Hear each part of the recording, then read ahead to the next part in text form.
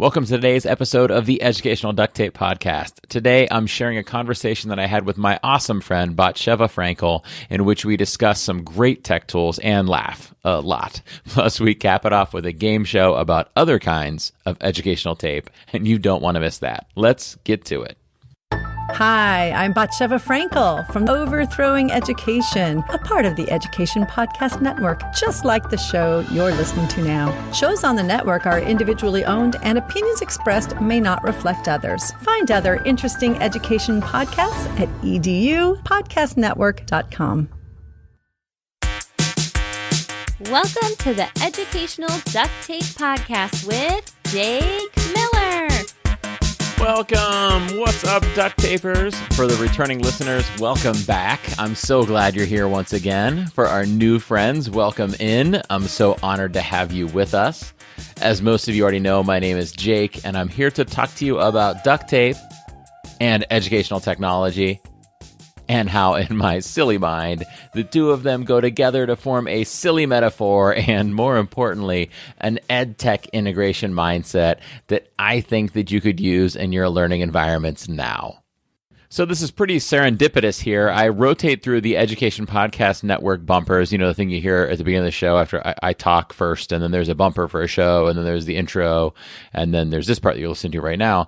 But I rotate through those bumpers from the Education Podcast Network podcasts, and this one just happened to be the one where I was using the bumper for the Overthrowing Education Podcast. And this is also the episode where I'm featuring bonus content from an episode of that very podcast. Completely coincidental.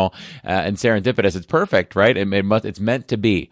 I had so much fun being on Overthrowing Education with my friend Batsheva Frankel. She is a veteran educator of over 25 years. She has a Master of Arts in Teaching and is the producer and host of the podcast Overthrowing Education. Through her company, New Lens Education, she gives workshops, courses, and coaching for educators at universities, conferences, schools, and other organizations internationally, in person and online. But today, for you, she's not giving one of those workshops or courses or coaching or any of those things. She is here for you in this podcast feed. In this episode, she asks me questions, organizes a super fun game. I had such a blast playing it, and shares plenty of laughs with me. We had a really good time during this interview, and I think you're going to have a great time listening to it. So now we're sharing those laughs with you. This episode aired in the Overthrowing Education podcast feed back in October, but when I went back and listened to it, I had so much fun that I decided I just had to highlight it here in the Educational Duct Tape podcast feed, and I asked Batsheva, and she, of course, was gracious enough to let me do that, so thank you for that, Batsheva. As the episode starts, you're going to hear one of the highlights of Batsheva's show, in my opinion, which is the Fomercial. Batsheva does one of these in each episode. I think it's every single episode has one, and I got to have some fun as a voice actor for her Fomercial, which was a blast because I secretly wish I was actually a voice actor. I think you're going to love it. So without further ado, let's get to it. The Arete Institute, in conjunction with Qualia, the School for Deeper Learning, presents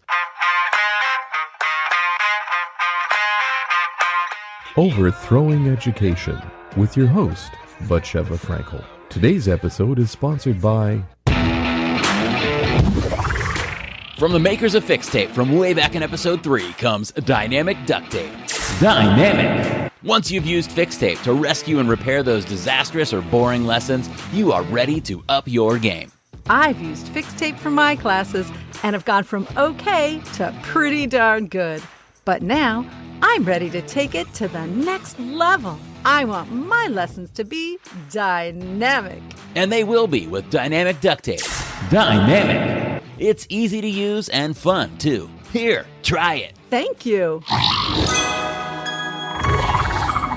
Wow. With Dynamic Duct Tape, I just identified places in my lessons that could probably be better, and I also noted what is working, and then applied Dynamic Duct Tape to seal the deal on a new, improved approach to those lessons. Dynamic! Wait a minute. Is it magic? Well, something like that. Whether you have 5 students or 45 students in a class, Dynamic Duct Tape is just the tool you need to make sure your class has amazing, active, and relevant learning experiences that will spark curiosity and keep your students coming back for more. I'm not sure they have much of a choice. They are required to. Imagine how much better your lessons will be with Dynamic Duct Tape. Get yours today while supplies last. Hey, it's Batsheva, and this podcast is all about showcasing what great education could and should be, and importantly, how to make it happen.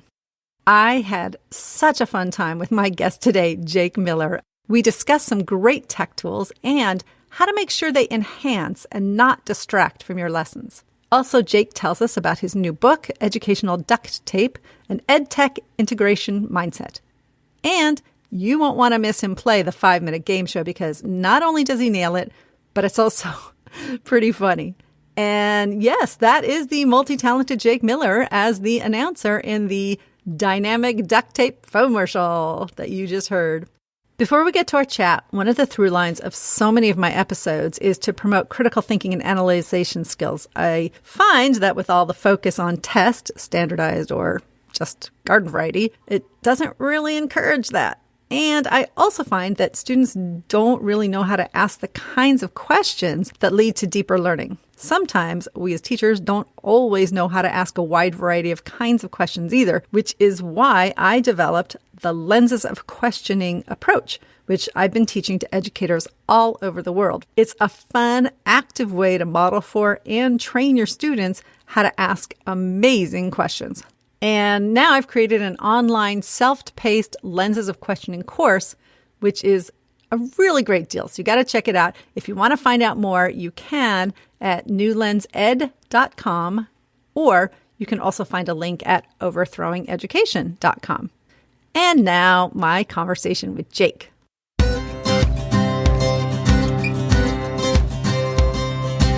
I'm so excited to finally get Jake Miller on the show. And if you haven't already heard of him, you will be so excited too. So let me tell you a little bit about him. Jake is an 8th grade science teacher, ed tech and learning enthusiast, and host of the Educational Duct Tape podcast.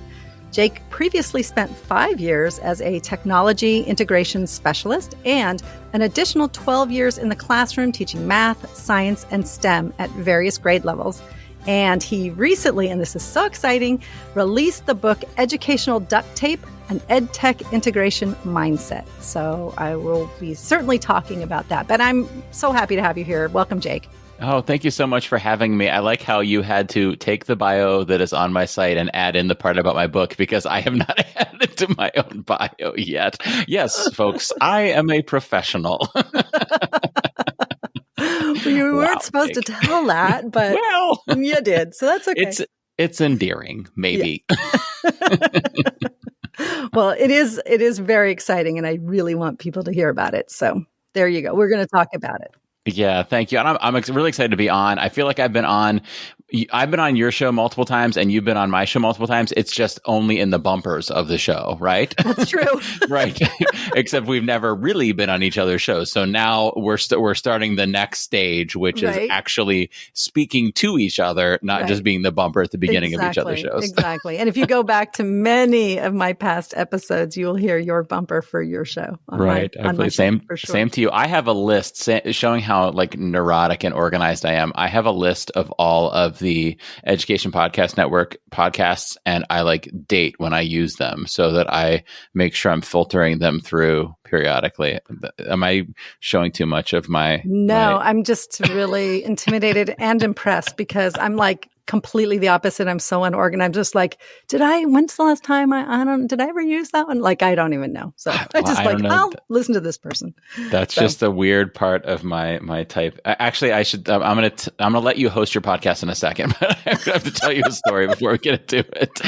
I was giving a presentation. It was one of my earliest educational technology presentations when I had kind of gotten a bit with the bug and like being excited about like teaching other teachers about ed tech. And I started I would go to a conference and I would sign up. I would submit like 7 proposals to present, and they would have to message me back and be like, there's only 4 sessions during the day. you can't present all 7 of these things. I'm like, okay, we'll pick 4, whatever ones you want. And I would present like every session of the day at these conferences. And one of these times I was presenting this conference. It was nearby the school I worked at. Multiple people from my school district came. My like brand new superintendent in that district came. Like he had just started that school year. I don't even know if we had met in person. And he came to my own session, and some of my colleagues were there. And I was presenting about spreadsheets, and I was talking about my love of spreadsheets. And I said to everyone, I said, I really like spreadsheets. I think that they just really match up with the type anus of my personality. Oh my gosh. Jay, and I meant A-N-E-S-S. I know. You can make me cut this out of the podcast. You can if you want to. Maybe not. We'll see.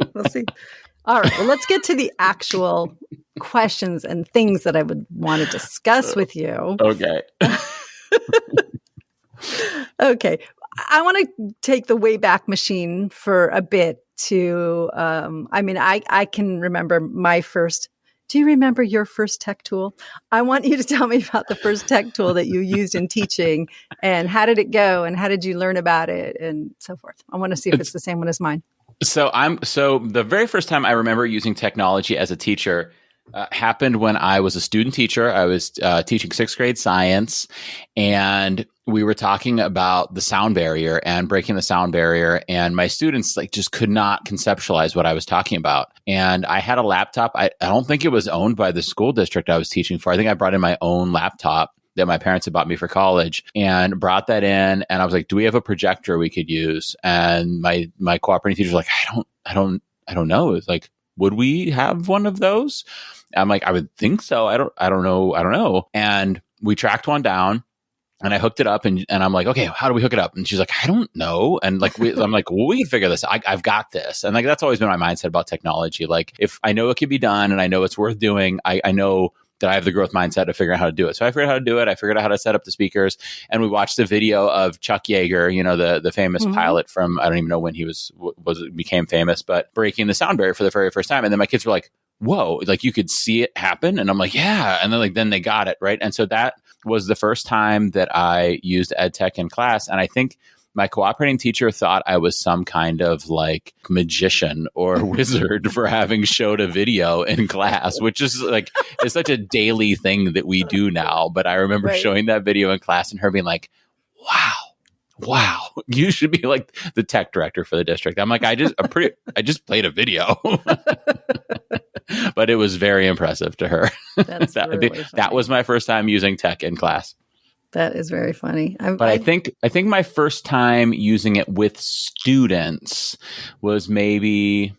So I then taught at a school district my very first year, where they had bought a program for the students to use. I was teaching kind of a remedial math class. It wasn't for students who struggled academically. It was for students who struggled with work completion and motivation. Mm-hmm. And they purchased a online, like there's been so many of them over the years, those programs that prescribe tutorials for kids to follow through.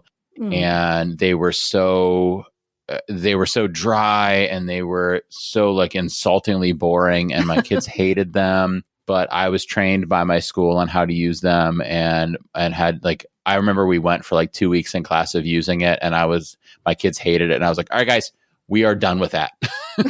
And they're like, yes, woo. But I think it's ironic, because looking back on it now, that shaped a lot of how I view educational technology now. Like, I was using it because it was the new tool in the district, and because my administrators wanted me to use it, and they had some goals that it solved, and I hadn't really evaluated it myself, and I was just using it because I was told to do so, and it didn't work. And that I think has shaped a lot of my beliefs now. Absolutely. And, I think that that's one of the biggest problems where teachers go wrong in schools and districts I've seen go wrong with it, is they try to do what we all know is the wrong thing to do, which is to try to push the technology on the lesson instead of the lesson suggesting what if any, technology could enhance it. Right. I always liken it to like a doctor prescribing you medicine before you tell them what's wrong. Right. Like you go in your doctor's appointment and they're like, I think you need Adderall. And I'm like, wait, what? Just my this is just my physical. I thought I was just going to pee in a cup today. I don't think I need Adderall. I think you're overreacting. No, that's such a great analogy. I totally love it. I actually learned 2 really important lessons about technology in the early days. So this would be like, early-ish days, like when I first started teaching, it was like, I don't know, the mid-90s. Okay. So imagine that. Were you born yet, Jake? Just kidding. I was in high school during those years, so we're not that far off. Oh, honey, teaching was my second career. Okay, I worked in the film industry for a while before that. Okay. So yeah, we're pretty far off. They didn't have. You said you had a laptop in college. Nobody had a personal. There was one person in my entire dorm who had a personal computer, and it filled the whole dorm room. I don't know, but she had there was one person. So yeah. And I went to NYU, so you can just right. Anyway, what I was going to say is the 2 things that really colored my thinking about technology, and they're sort of interestingly opposite. But one of the second school that I worked with, which was my second year of teaching, they really believed in technology and they were really pushing it, and in a lot of good ways too. And I've talked about this before, but they had a program in the summer where they would pay teachers to learn technology to then integrate into their curriculum.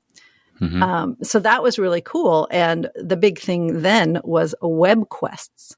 Yeah. You remember web quests? Yeah, for sure. So that was like a very big, exciting thing. And so I developed this whole web quest for my class. And and we used it a few months into the year, and I was teaching 7th grade. And I tried it, and I was so excited because I'd worked all summer on it and I thought it was amazing. And the student comes up to me and he says, I know what you're trying to do, but that's not actually the way we think. And he meant people who actually grew up with more technology. He said, you designed it the way you would do it. He said, can I help you fix it? Okay. And I said, absolutely. So the next summer they paid me again, and they tried to pay him. Correct answer right there, by the way. Good answer. Yeah. Exactly. Right. Yes, you can. Yes, I would love to hear what my student says. Yeah, for sure. Absolutely. In every way. The content wasn't the issue. It was how I structured it. It didn't make sense. And now I totally understand what he's saying. Mm-hmm. He completely coded it from scratch when they actually didn't have template coder things, I had fantasies about building a website the way you can easily do it now. But at that time, he coded everything. So we worked all summer on it, and he was amazing. Wow. James Friedman. I always have to give him a shout out. Yeah, he deserves it, it sounds like. Yeah. And then the other piece of that is the school had a class called Gen Y, which I've also talked about on this podcast a lot because I think it's a great class, where they would teach the technology to the students, and then they each picked a teacher to work with. And then we talked about the curriculum that we were doing and seeing what would be a cool idea to enhance the thing that we wanted to teach. Wow. And you were doing that in the 90s? Yeah, it was. Oh my gosh, that's amazing. In early 2000s. And I loved it. And I had every semester, I was so lucky that a student picked me to work with, because I say this all the time, I learned so much of my technology and feeling comfortable with technology from those 7th graders. Mm-hmm. They were amazing. So that was part of it. But the other piece that I learned that I think is equally important is when we first started again in those 90s, and we had one computer in the classroom to begin with. And it was we didn't have laptops yet. Or maybe we did. And I think the teachers did get a laptop or something, but for some reason we had to use the big computer, and you had to sign in and take roll on the computer. Now, to do all of that, because it took, 10 minutes for the computer to go, and then, everything was super, super slow, right? So taking roll was ridiculous and took forever. And I said, do you know how long it takes just to write on a piece of paper the kids who are absent and hand it to a kid who runs into the office and back? I could do that in 2 minutes or less. And so this was a case where technology wasn't good. Right. Yeah, for sure. Sometimes the way you've been doing it is just fine. Right. Right. Exactly. And you don't need to. So it taught me a really important lesson about, when to use technology, and that it should be enhancing and not, So I want to talk about your term duct tape, which I love, and what it means for the few people out there who haven't heard it yet, heard it on your show or heard you talk about it. So tell us about that. Well, it kind of relates to kind of some of the stuff you're saying, and that's that we don't look at educational technology, or at least I don't, and people who I try to support don't look at educational technology as the thing that comes first. We look at it as the tool that we use to solve a problem or meet a goal or adjust a learning standard. So it's the idea that, just like duct tape, we don't like pull out our duct tape and say like, what can I do with this duct tape today? We say like, oh, this is broken, right? And then we grab our duct tape or whatever tool it might be to solve that problem. And educational technology should be used the same way. Like you're saying with taking attendance right there, you didn't have a problem, right?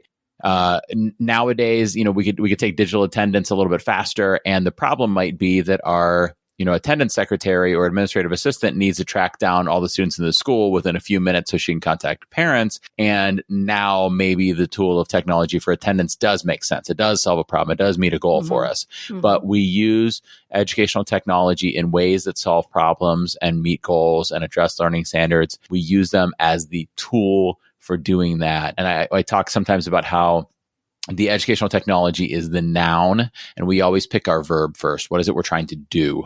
And then the educational technology is the thing that supports us with that. So that became the idea of my podcast I'm starting season 4 right now. So about 3.5 years ago or so. And when I started the podcast, it was because I'd been on Twitter for, 7 or 8 years by that point. And I had been sharing a lot for the, maybe the 4 years prior to that about tech tips. And a lot of people appreciated the tech tips I was giving, but I felt like I don't know if unfulfilled is the right word for it, but I was sharing like, here's how you could do this in Google Forms, and people really appreciated it. And it was good information, but I felt like I wasn't getting to the right part of what I believed about educational technology, which was how we think about what we're trying to achieve as this teacher. We think about the pedagogy. We think about the students. We think about the content standards. We think about what we're trying to achieve. And then we identify how educational technology can support us. And that really didn't work in a tweet, right? I needed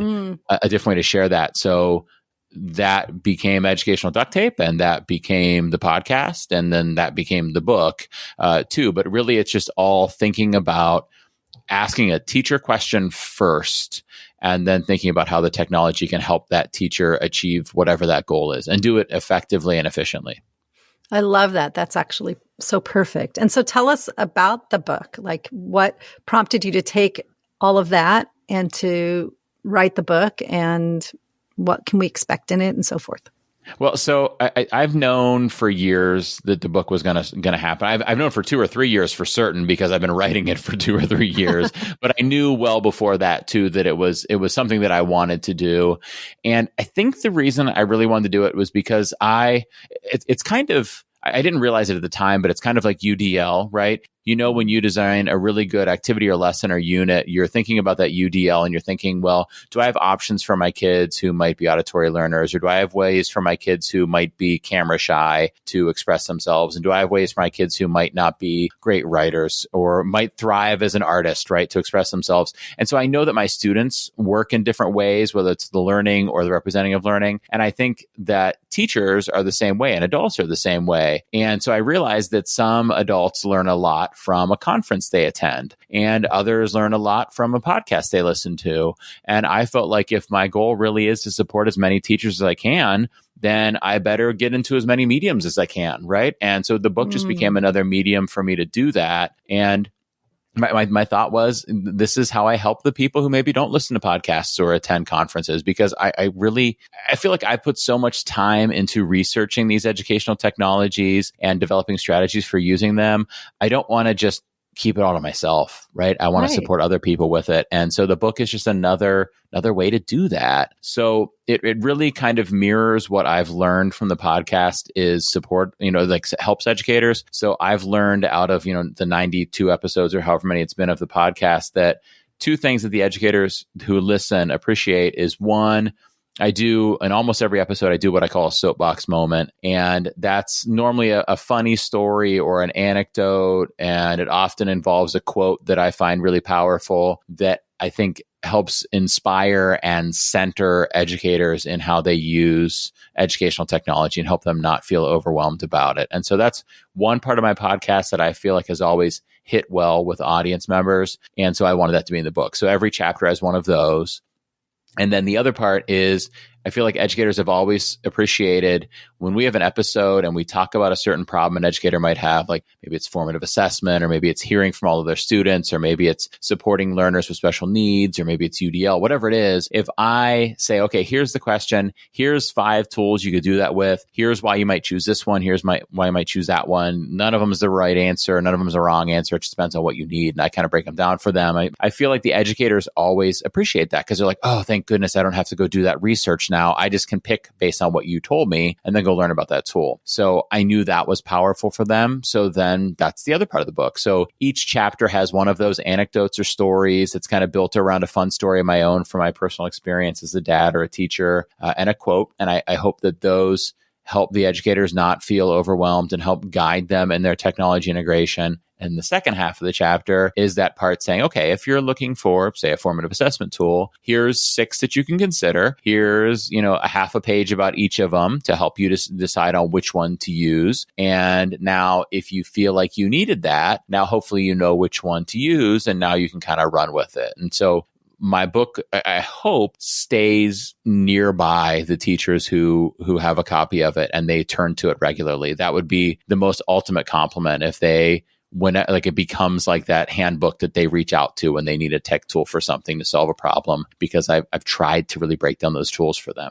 I think it's great. And also, like you said, such a wonderful resource. But it's also a lot of times when people are listening to a podcast and they're like, oh, that's so great. That's so great. But then they sort of move on because they were driving or they were doing something else. And then they kind of move on and forget that thing. So it's like you've taken all of that knowledge and put it in a place where people, as you said, they can go back to it and go back to it or really study it and look for it. So it's sort of the best of, it's like taking sort of the best of it and putting it in another, like you said, another place. And also for people who aren't so, hopefully those won't be the ones listening to this podcast, because if they're listening to this podcast, it's not them.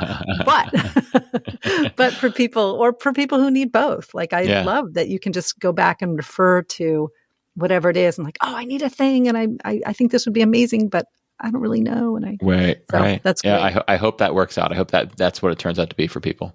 Plus, it sounds like a lot of fun and it's entertaining, which good education should be, and which your podcast definitely is. Yeah, thank you. So that's really awesome. So what would you say are the keys? You sort of alluded to it a little bit, but what would you say are like the keys for a teacher for picking the right tech tools for what they want to do? In addition to reading your book, of course.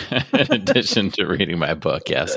I think we always have to be reflective on what's happening in our classrooms and think about what our kind of pain points are, where we're noticing that our whether it's our instruction or our assessment or any piece of our classroom could be better. And we identify those goals first. And then once we identify those goals, unfortunately, we're going to have more than one. I know in my current 8th grade science classroom, I have more than one thing that I wish was going better right now.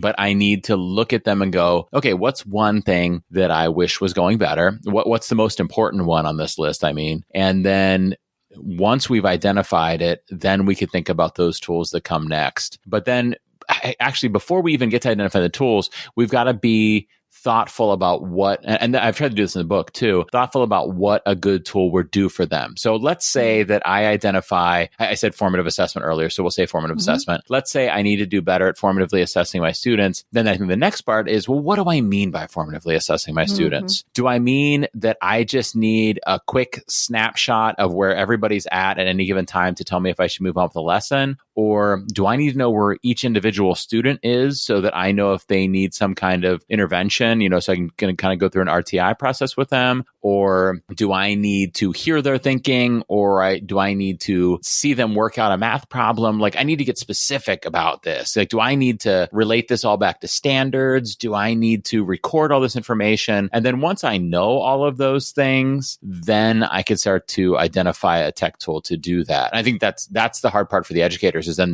they have their kind of sketch, their dream tech tool, but then they're like, how do I find it? Right. So I'm trying to be the guy that says, once you know what your dream tech tool is, I'll try to help you find it. So in the book, at the beginning of each of those sections, I ask them a question, and there's a checkbox to actually mark in, and it says, is this a question that you have in your classroom, right? So maybe it's formative assessment and they have to say yes or no. Like maybe they feel like they're really good at formative assessment, then they should pat themselves on the back and move forward to the next chapter, because you can't you can't improve everything in your classroom all at once. You need to pick what's important. But then the second question is, okay, if you need that, what would the ideal tool look like for you? And then then after they've identified that, I break down the tools for them so they can go through that process. But it's like, I tell a story in the book about making choices and how choices can be so overwhelming. And I talk about when my wife asks me, where should we go out to dinner tonight? That's my least favorite 6 words. Where should we go to dinner? Because number one, I know that I'm not going to want what she wants. And our kid, if we agree, our kids are not going to agree with us. So it's such an overwhelming decision. And what makes it overwhelming is the number of choices, the number of options, right? And the amount of pressure that's on you. And the way that I always make that choice is I ask my wife and my kids a lot of questions. Do you want to sit down, or do you want to order at a table? Do you want to eat outside, or do you want to eat inside? Do we want, table service or counter service? Do we want to go out for ice cream afterwards, or are we going to go shopping afterwards, right? And by the time I do that, I can narrow it down. And I think I thought you were going to say by the time you do that, they're not hungry anymore. That's possible too. We have to start this process way early. We start like an hour before dinner they're like, guys, we got to start talking about now. Dad is going to take forever to decide where we're going. You should have like a little form. Right. Like I've got a flow. Yes. It's a Google form. And if you answer this, you go to this spot. And if you answer this, you go to It's like that. a choose your own adventure. And you could do that with tech tools. Choose your own dinner is what it is. But yeah, so we go through that. And by the time you're done, then you've really narrowed down your choices and you could choose one. And I think educational technology is the same thing. You think about your goals, you think about what you really want to look like, and then that narrows it down to just a few different tools. And then you really can just pick based on which one sounds best to you, right? It's not so overwhelming anymore. You know what? I love that because I teach so many workshops on tech tools for different things. And I always say that like it's goals before tools. And I sort of talk about it, but I love that you actually broke it down into very specific questions you ask yourself. I think that's just really important. And I like that you actually broke it down to make the process so much easier. So that's fantastic. And I will be stealing that idea, but giving you full credit for it. Well, it's now documented in the podcast unless you edit this out. So I'm fine. You've heard it here, folks. If you ever hear me talk about that and I don't thank Jake Miller for that, then you know that I'm wrong. So I think people that attend one of your sessions or anything should bring like a roll of duct tape with them. And if you talk about that and you don't mention me, they should like make a little ball of duct tape and throw it at you. And throw it at me. Awesome. It'll be like, those concerts where, the fans do weird things. It'll be your fans. Right, fans. The duct tapers, as they call them on the show. The duct tapers. Yes, exactly. All right. Well, I want to know that if you had your own school on a deserted island and it had miraculously some amazing Wi-Fi, of course, and somehow could have all these tech things, what are like the 3 tech tools that you would pick to use and why? Like if you could only use 3, or apps, those kind of things, what would you use? Batsheva, I think we share like a brain here because I have, how like in your phone, you could set up like an auto response. Like if you type in like a couple letters, like it'll type in a whole paragraph for you. Like if you set it up. So I used to make these, and I still make them occasionally. I just don't make them as much as I used to. These GIFs that I post on Twitter, I call them edu GIFs, and they break down how to do something with a different tech tool. And I kept getting asked, how are you making these? And I got not tired of, but like it was a lot of retyping the same answer over and over again. Like I use Camtasia. It's a program called TextSmith, right? And so I made this auto text that types in and automatically. And the auto text says, if I was stranded on a deserted island with really good Wi-Fi, that literally is that's the beginning of the sentence. I say, and I can only pick 2 programs to bring with me. They would be Google Chrome and Camtasia. That's actually, really that is saved in my phone. And I'm giving you the generosity of one extra one. And by the way, I use Camtasia all the time, and I love it. Yeah. So if I'm going to stick to just tech tools, so let's set ed tech tools. Let's set Camtasia and Google Chrome on the side. I use Pear Deck almost every day, and I think Nearpod is equivalent. It just depends on which one you have access to or which one you prefer, because I can hear from each of my students. I think it's so important. And I think I put Flipgrid up there too, because the power of being able to hear all of your students' voices then as well is huge. I think that's so important. I use Pear Deck more often than I use Flipgrid, but I just think Flipgrid is such a powerful tool. And you need a good learning management system because you've got to organize it all. I use Google Classroom currently, and I like Google Classroom. I used to use Schoology, and there's a lot that I loved about Schoology too. But I think you just need to have an LMS and learn what works best for your students. You've got to have some place to keep everything organized. It could even be a website, but you've got to have something that's organizing what you're doing. Those are great. That sounds really Thanks. great. I kind of cheated and gave 5. Yeah, you slipped those in there. But, it's your school and it's your deserted island. So nobody's going to come and notice, right? Right, exactly, because they can't get there. Why am I making a school on a deserted island, by the way? Well, there's other people there. Okay. Well, it's not just you. I don't think you know what a deserted island is, Batsheva. Well, I just meant that it's a good point. It's a remote learning school. Okay. I don't know. All right. Okay. I was picturing like Gilligan's Island, like a bunch of people were deserted there. But, that's what I grew up. Okay. Oh my goodness. Okay. Speaking of remote learning, which many of us have been doing. I mean, some of us were doing it long before this pandemic, and some of us will be doing it long after, and some, had to do it and will intermittently have to do it. So, but what are some of the lessons that you would say we learned from remote teaching that we should keep when we're in person? Well, I think first of all, I'm so glad that I'm not doing it right now. Our school's in person, and it was just exhausting going through remote learning and concurrent learning. So I don't want it back. But right. I think the first thing that I think is really important that I hope stays is I've spent years telling educators what we talked about earlier, which was identify the problems or the goals or the needs you have in your classroom, and then let's pick an educational technology that can be a tool to support you with that. And it wasn't falling on deaf ears, but for some educators, it was. They were overwhelmed by what was going on in their regular school. They were scared of regular like school work. They were scared of using new technologies, and they weren't choosing new technologies to integrate in their classrooms. And then March 2020 happened, and they were like, I need to catalog all my information for my students. I need to have a way to talk to them all at the same time. And I need a way to be able to record lessons for them to watch when we're not meeting live. And educators very quickly learned how to use Google Classroom or whatever LMS. They learn how to use Screencastify or whatever video recording program. And they learn how to use Google Meet or Zoom or whatever synchronous video chat tool they used. And that's what I hope stays around. Not those tools, but the way the teachers went, this is what I need and what my students need. And this is what's best for my kids.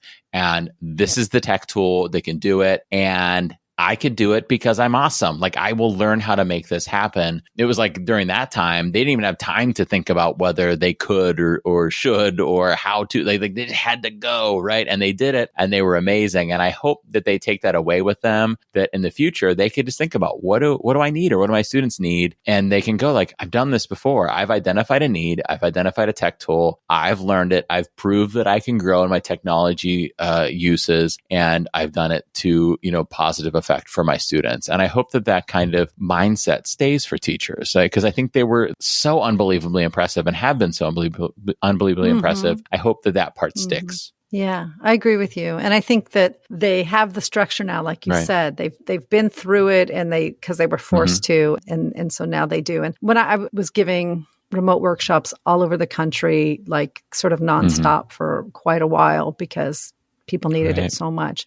And I too was so impressed with these teachers who never wanted to do technology, or they were like, not in my class, and I'm whatever. And then they did it, and they stepped up, and they were like, oh, I can do this. And I had teachers saying, I love this thing, whatever it was. And I'm so excited now. And it kind of revitalized, I think, a lot of teaching. So hoping that carries forth as well. Yeah, for sure. Well, that is fantastic. And I really appreciate everything that you've been saying. And so, do you know what time it is now? I've been so nervous about this. I've been thinking, how is she going to work duct tape into a game? Am I going to have to name different kinds of duct tape? What's going to happen? So yes, I definitely know what time it is.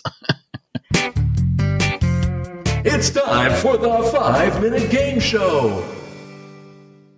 Oh, that's so funny. Well, you're right. It is time for the 5-minute game show. And Once again, you and I are thinking a little too much alike, if you ask me, because this game is called Edu Other Kinds of Tape.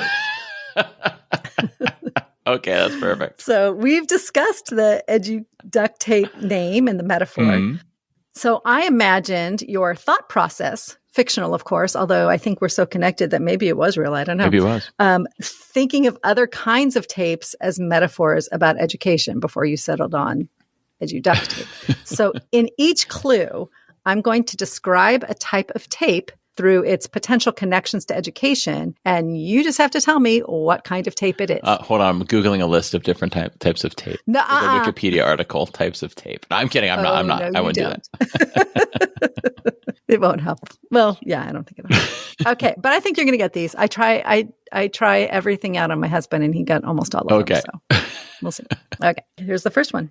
This tape is not only representative of one of the after-work drinks of choice for harried teachers, but its metaphorical connection is that great teaching should be completely transparent, magical, and it should bind the beautiful gifts of deeper learning. Wow.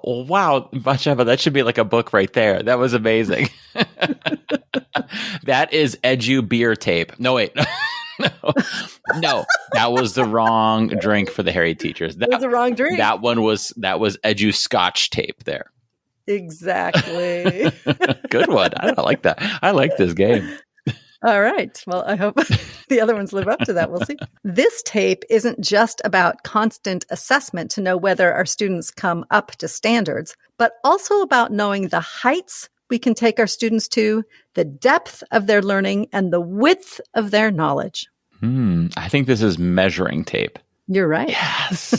That was a good one. That wasn't as good as Scotch tape, but that was a good one. All right. I didn't know that I was going to be assessed on my clues, but it's okay. I have a rubric. Okay. I'll send it to you afterwards. Don't worry. Yeah, I want to see where I went wrong, where I could have improved. And we'll do it again. No. Okay, here's the next one. Great education should feel like this musically diverse expression of your best friend or love interest from the 1980s and 90s. Education at its best is a gift students get from people who care about them. Each lesson a unique song filled with meaning and connection that they can enjoy over and over again. As one of my 8th grade students that I have right now would say, that one was top tier. He tells me things are top tier a lot. And that was top tier. I think that was an Edu mixtape right there. Yes. That was a good one. I like that one. That one's right up there with Scotch tape. Okay. Phew. I'm glad. All right. I don't know if this one's going to make it or not, but we'll see.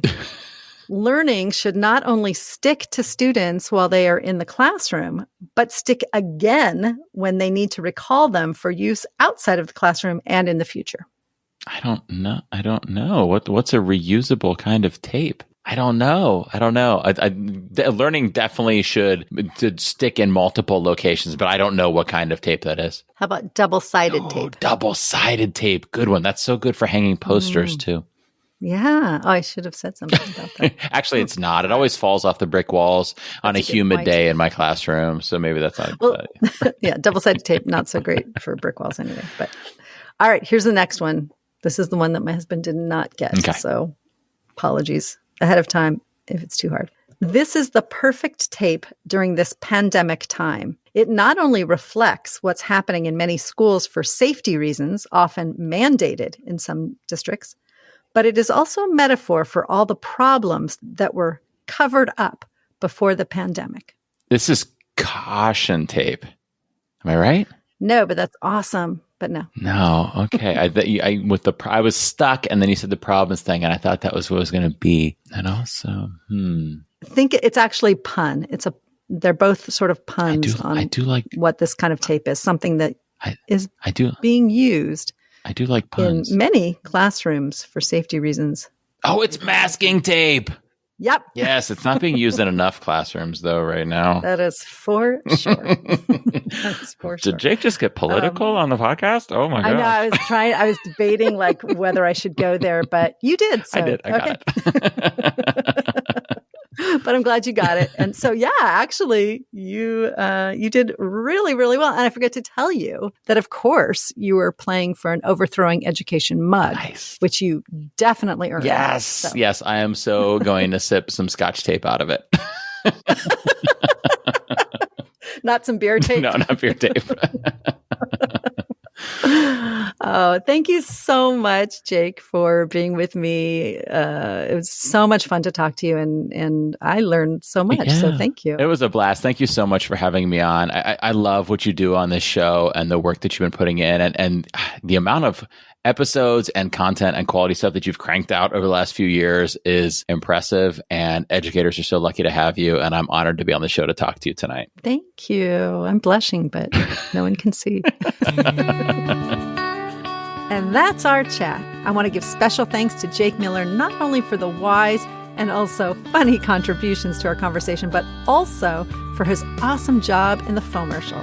And on the recording of the takes he sent to me, he surprised me with a spot-on voice impression that I will be using in a future foamercial. So keep checking for that. In the meantime, have a fun and meaningful day. Didn't I tell you it was a fun one? I hope that you enjoyed it. Batsheva's show is always great. I think you should go check it out. The foamercial is always fun, and she has lots of great guests on talking about really innovative thinking things in relation to schools and different ways to think about things other than the traditional ways we do them. So if that sounds like something you'd like to listen to, go check out Overthrowing Education. I plan to be back with you for a regular episode next week where I'm joined by Al Thomas, the EDU co-pilot. Make sure you're subscribed so you don't miss it. It is a good one. Before I leave, a reminder, if you'd like some stickers or to pass some out, there's a link in the show notes. And we'd love to have you in the Duct Tapers Facebook group. And if you haven't done it yet, I'd love to have an Apple Podcasts review from you. Thanks for all that you do as a listener, as a lifelong learner, and as an educator. Have a great day, and I will see you back here on this feed soon.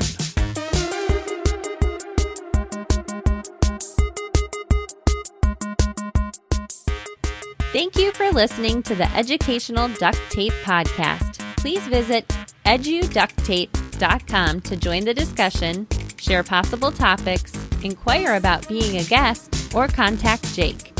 And remember, duct is spelled with a T, not a quack quack K.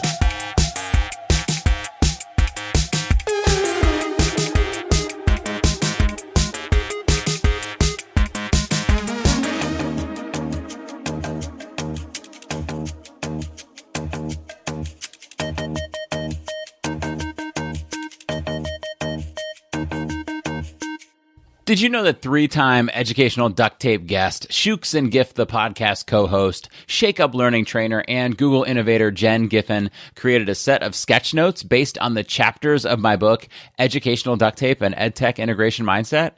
If you haven't seen Sketchnote Jake yet, or Sketchy Jake as somebody called him recently, you are missing out. But you won't only enjoy my plaid shirt and stick figure arms, you'll also enjoy the way she shares key lessons, quotes, and takeaways in these formats. Head over to jakemiller.net and search for Sketchnote to see those sketch notes for yourself.